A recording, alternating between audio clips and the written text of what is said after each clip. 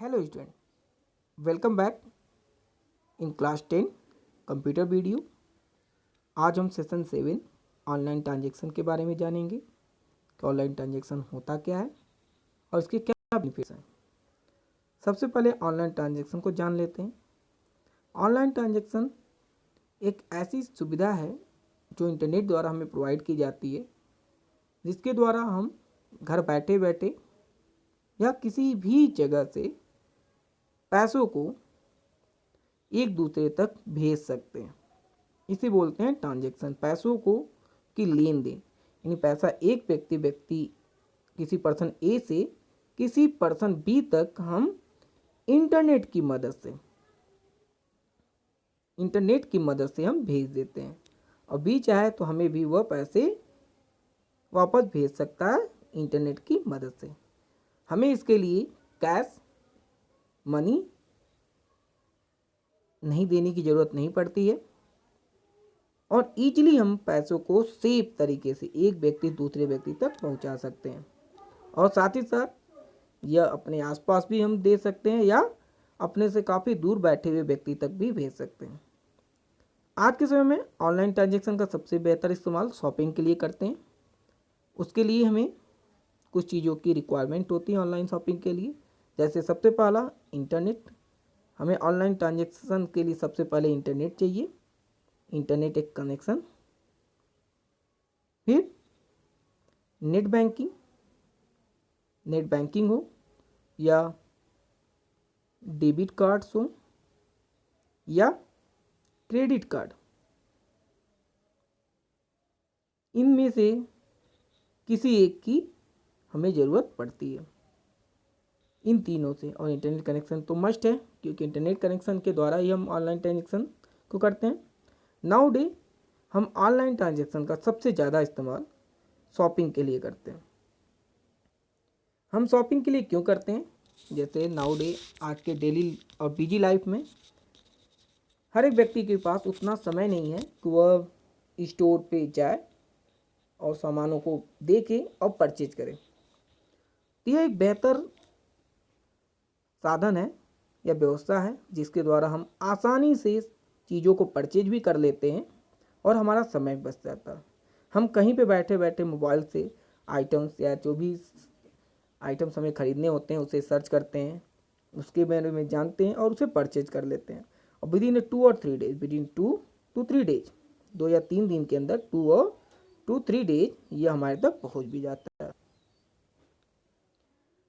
तो online shopping के सबसे पहले फ़ायदे हम जान लेते हैं, क्या क्या फ़ायदे हैं और कब हम करते हैं। सबसे पहला, जब customer does not have a sufficient time to visit store, जब हमारे पास सफिशिएंट टाइम न हो तब हम ऑनलाइन ट्रांजेक्शन का या शॉपिंग का इस्तेमाल करते हैं। Visiting store is more expensive, अगर हमें लगता है कि हमें स्टोर तक जाने में ज़्यादा पैसे खर्च हो रहे हैं और ऑनलाइन परचेज करना हमारे लिए उससे ज़्यादा आसान है या कम एक्सपेंसिव हो, तब हम करते हैं। और तीसरा, जब वो प्रोडक्ट या सर्विस हमारे यहाँ अवेलेबल नहीं होती है तब हम ऑनलाइन शॉपिंग का इस्तेमाल करते हैं। Some popular online transaction websites: IRCTC, Indian railway catering and ticketing centre, Flipkart, Amazon etcetera, या ईबे या रेड बस का इस्तेमाल हम बस में टिकट बुक करने के लिए करते हैं। IRCTC का इस्तेमाल हम रेलवे में टिकट करने के लिए करते हैं। और एरोप्लेन के लिए हम सिंपली इंडियन एयरवेज एक्सेट्रा या इंडिगो एयरवेज, सारे एयरवेज के अलग अलग हैं, उनसे हम कर सकते हैं। अब इसके फ़ायदे पहले हम जान लेते हैं, क्या क्या फ़ायदे हैं। जैसे मान लो आपको एक टिकट परचेज करना है, एक टिकट, और आपके यहाँ से रेलवे स्टेशन या रिजर्वेशन सेंटर मान लेते हैं 50 किलोमीटर दूर है। हमें मिनिमम 50 किलोमीटर चलने के लिए 2 आवर्स की ज़रूरत होगी जाने में, और 2 आवर्स आने में, यानी 4 आवर्स तो हम ट्रेवलिंग में एक्सपेंड करते हैं, 2 + 2 आवर। साथ साथ टिकट बुक करने में मान लेते हैं 1 आवर का टाइम लगता है, तो यू हैव एक्सपेंड 5 आवर, 5 घंटे का समय लगाया। साथ साथ 50 किलोमीटर जाने आने में नियर अबाउट 1000 के नियर अबाउट हमारा खर्च होगा। रुपीज़ के, ये तो 1000 हमने एक्स्ट्रा पे की। अब IRCT का इस्तेमाल करके with in 10 to 15 minute, with in 10 to 15 minute, 10 से 15 मिनट के अंदर हम बिना कुछ ज़्यादा पैसे खर्च किए हुए टिकट को बुक कर लेते हैं ईजिली। हमें जाने आने का समस्या नहीं हुआ, 5 घंटे में भी सिर्फ 10 से 15 मिनट लगे और आसानी से हम टिकट बुक कर लिए। शॉपिंग के लिए कुछ चीज़ें ऐसी हैं जो हमारे आसपास नहीं मिलती हैं, वो शॉप नहीं है, तो सिंपली हम उसके साइट्स पे विजिट करते हैं और वो चीज़ें परचेज कर लेते हैं। चलिए हम देखते हैं हम कैसे परचेज करते हैं कोई चीज़ें। सबसे पहला, online transaction using Flipkart. Flipkart पे हम ऑनलाइन ट्रांजेक्शन कैसे करेंगे, इसके लिए सबसे पहले हमें, अब फ्लिपकार्ट है क्या है जान लें। फ्लिपकार्ट एक ऑनलाइन शॉपिंग साइट्स है जिसका इस्तेमाल करके हम इलेक्ट्रॉनिक सामान, बुक, ग्रोसरी एक्सेट्रा खरीद सकते हैं। कोई ऐसी चीज़ नहीं जो कि यहाँ पे मौजूद ना हो, जो जनरल रूप से दुकानों पर मिलती है। इलेक्ट्रॉनिक्स है, बुक है, ग्रोसरी है, कपड़े हैं एक्सेट्रा, सब कुछ खरीद सकते हैं। इसे कैसे परचेज करेंगे, इससे हम ये जान लेते हैं। सबसे पहले हमें फ्लिपकार्ट जो कुछ ऐसा दिख रहा है, इसकी हमें साइट्स को ओपन करना होगा। इसकी साइट्स ओपन करने के बाद हमें इसके साथ जुड़ जाना होगा। कैसे जुड़ेंगे, सबसे पहले हम इसमें लॉगिन करते हैं। लॉगिन करने के लिए हमें एक ईमेल आईडी की ज़रूरत होती है। ईमेल आईडी हो जिससे हम इससे जुड़ जाते हैं। इसमें हमें जनरल इन्फॉर्मेशन, नेम, कुछ जनरल इन्फॉर्मेशन देने होते हैं, जैसे नेम हो गया, एड्रेस, मोबाइल नंबर एक्सेट्रा। ये सारी चीज़ें हमें फिल करने के बाद हमें एक यूज़र नेम एंड पासवर्ड मिलता है। हमें एक यूज़र नेम एंड पासवर्ड मिल जाता है जिसका इस्तेमाल करके हम इस साइट्स को ओपन कर लेते हैं। ऐसा इसलिए करते हैं क्योंकि हम ऑनलाइन ट्रांजेक्शन के साथ साथ कभी कभी अपने कुछ रिकॉर्ड, जैसे नेट बैंकिंग के रिकॉर्ड या कार्ड के रिकॉर्ड भी इसमें सेव कर लेते हैं। तो ड्यू टू सेफ्टी पर्पज़ की वजह से हम इसमें हमेशा user name and ID password provide करता है, जिससे आपका अकाउंट कोई दूसरा इस्तेमाल ना कर पाए। अब यहाँ पे हम जाएंगे, हमें किस चीज़ की ज़रूरत है। यहाँ बहुत सारा चीज़ दिया है, बुक है, मोबाइल एक्सेसरीज है, कंप्यूटर है, कैमरा है, गेमिंग है एक्सेट्रा। तो जो भी चीज़ हमें ज़रूरत है उसे हम सर्च करते हैं और उस आइटम पे डबल क्लिक करते हैं। ये आइटम ओपन हो जाएगा। ओपन होने के बाद नीचे बाई का ऑप्शन आता है, बाई पे क्लिक करते हैं। तो बाई पे क्लिक करने के बाद एक हमें कुछ ऐसी विंडो ओपन होगी जहाँ पे ये कार्ड डिटेल्स या नेट बैंकिंग डिटेल, ये पूछता है हमें कैसे करना है, नेट बैंकिंग से या कार्ड से। तो जिससे हमें पे करना है नेट बैंकिंग से करना है तो नेट बैंकिंग क्लिक करते हैं। जनरली नेट बैंकिंग का यूजर नेम पासवर्ड मांगता है। एक कन्फर्मेशन मैसेज आएगा हमारे मोबाइल पे जिसे OTP बोलते हैं, वन टाइम पासवर्ड, उसे इंटर करते हैं, ओके करेंगे और हमारे नेट बैंकिंग से पैसे कट जाएंगे। दूसरा मेथड है क्रेडिट कार्ड या डेबिट कार्ड से। तो इसके लिए हम क्रेडिट कार्ड या डेबिट कार्ड के नंबर को इंटर करते हैं जो 16 डिजिट का होता है।